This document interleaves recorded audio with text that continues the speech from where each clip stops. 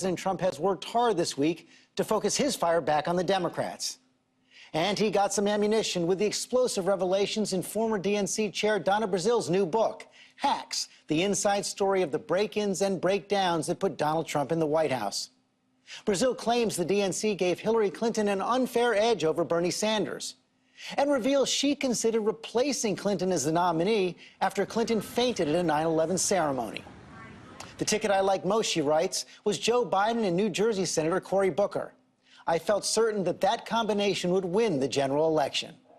And Donna Brazile, who has also been a longtime ABC contributor, joins us now. Welcome back, Donna. Thank you, George. Let's get some facts on the table first. As DNC chair, you didn't have the power on your own to replace Hillary on the ticket. No, but as you well know, the charter of the DNC, as well as the convention rules, say that the chairperson shall, in consultation with the leadership in Congress and others. And so I had to put it on the table, George, because I was under tremendous pressure after Secretary Clinton fainted to have a quote-unquote Plan B. I didn't want a Plan B. Plan A was great for me. I supported Hillary, and I wanted her to win, but we were under pressure. So how serious was this? You write that you got a call from Vice President Biden at the time. Did you mention this to the Vice President? No, I did not. I mean, look, everybody was calling to see, do you know anything? How is she doing? And of course, my job at the time, George, was to reassure people, not just the vice president, but also reassure the Democratic Party, the members of the party, that Hillary was doing fine and that she would resume her campaign in the following week. Do you still think that Biden and Booker would have won?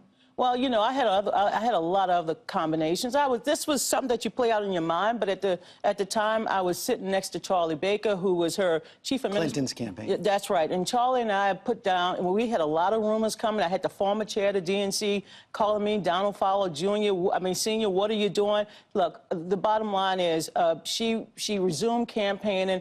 I went on TV to say that the campaign was back on track. As you can imagine, there's been quite a reaction to this, including this open letter from the Hillary for America 2016 team signed by about 100 people. They say they were shocked to learn that you were considering this, and they go on to say, it is particularly troubling and puzzling that she would seemingly buy into false Russian-fueled propaganda spread by both the Russians and our opponent about our candidate's health.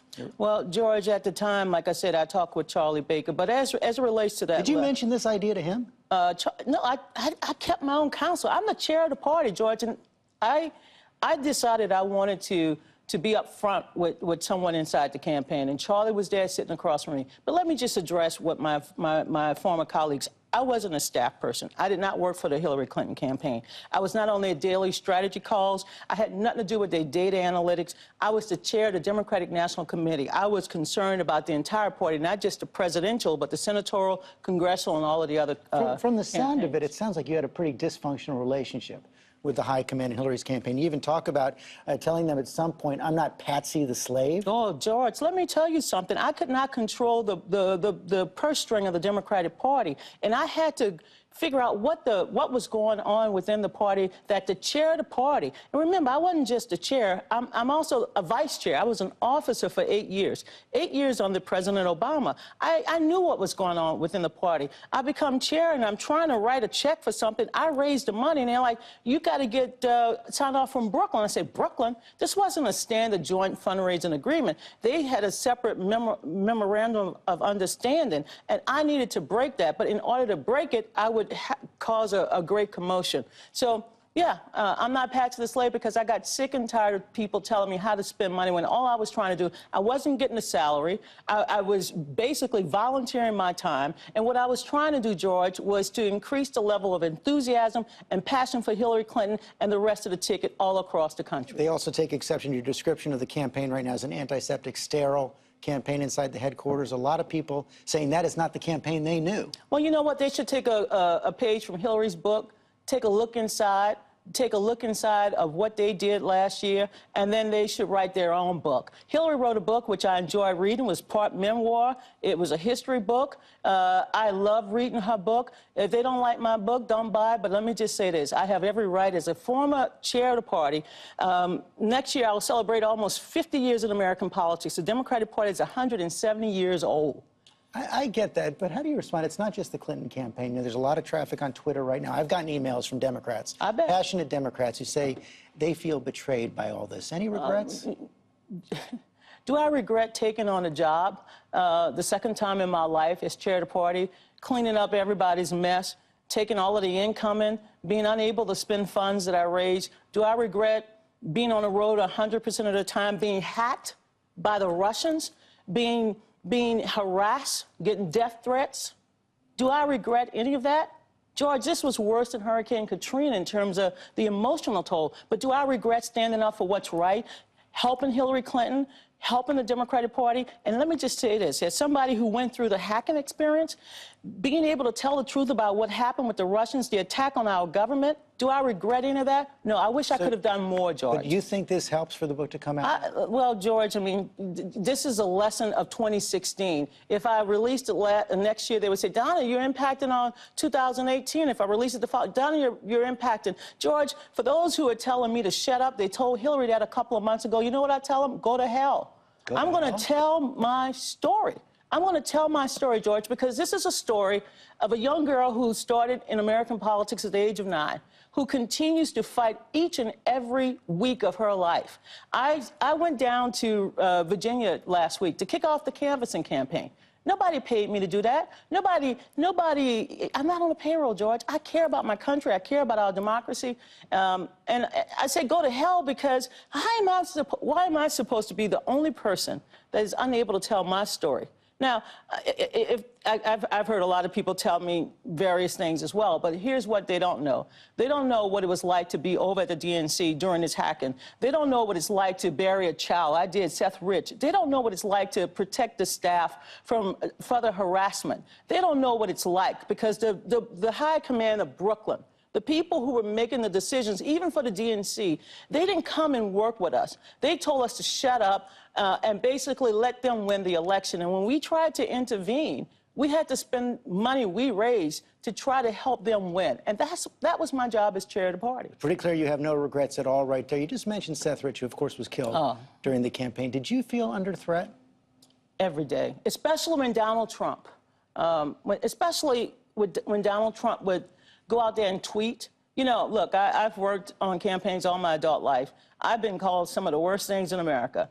But when Donald Trump would go out there and attack me, the threats were just unbearable. My house right now I got every different kind of security device. I had to get my home swept. I had to get the DNC swept twice. It was horrible. As you know, he's tweeting again based on your book. Just the other day, he put out the real story on collusion is in Donna B's new book. Crooked Hillary bought the DNC and then stole the Democratic primary from crazy Bernie. Well, Donald Trump likes to distract. I mean, what Donald Trump should be focusing on right now is protecting our country from being hacked again. He should be working with Congress to ensure that the American people will feel confident that we are going to have a good election season in 2017, 2018. Donald Trump loves to distract us and divide us. I'm not playing this game. He wants an investigation in the Department of Justice. Well, I think he needs to look in his own house before he tries to clean up someone else's house. Do you think this joint fundraising agreement was anything illegal at all?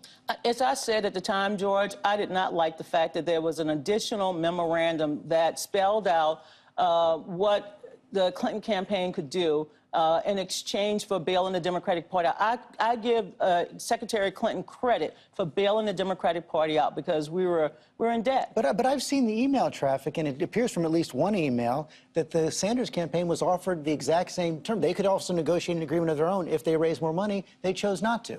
The Sanders campaign set up a joint fundraising account as well, but they chose not to put money in it. But they also chose to allow the DNC to control what little funds they did put in it. This was a separate, what this was an additional memorandum. Right, but they were offered that same thing. Here's the email. If you're raising significantly more than the amount to cover the voter file for the DNC, DNC staff would be happy to chat with the Sanders team and come to an understanding about the best way to use those funds to prepare for the general election at the DNC. So they were offered a similar chance. George, when I found out the reason why the chair of the party, the chair of the Democratic National Committee, could not spend the funds, I found the agreement myself. This is the agreement they put out. This is the agreement I found.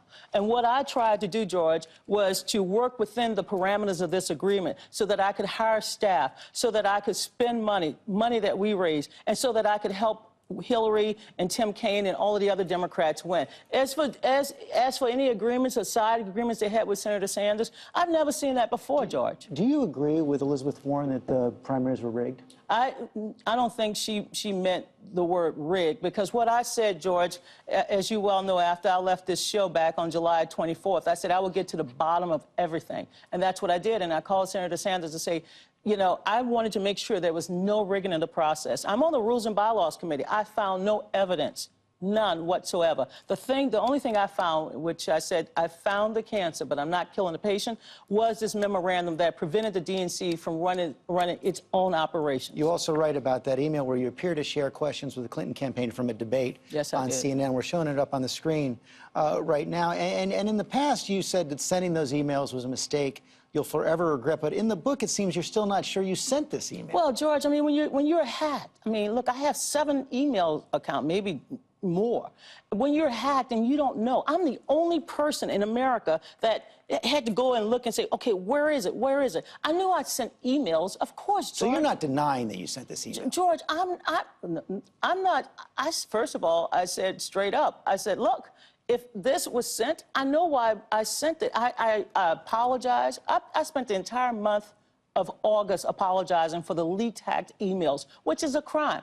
And so far, no one has been charged with the crime. But I've apologized. I said, I'm sorry. But here's what I also say in the book that I thought was very helpful to the reader, and that is to tell people during this time when we were under pressure to add more debates to the schedule, I went out to get more debates. Well, CNN was the beneficiary of those debates, but I wanted more diversity. I wanted more diverse voices. And yes, I wanted issues that people cared about. People were, as you recall, Black Lives Matter. They were marching in the streets. They wanted us to address criminal justice reform. And yes, when CNN agreed to go to Flint, Michigan, we wanted to have a conversation about the water crisis. All of that's in the memo. All of that's in the book. Did you ever share questions with the Sanders campaign?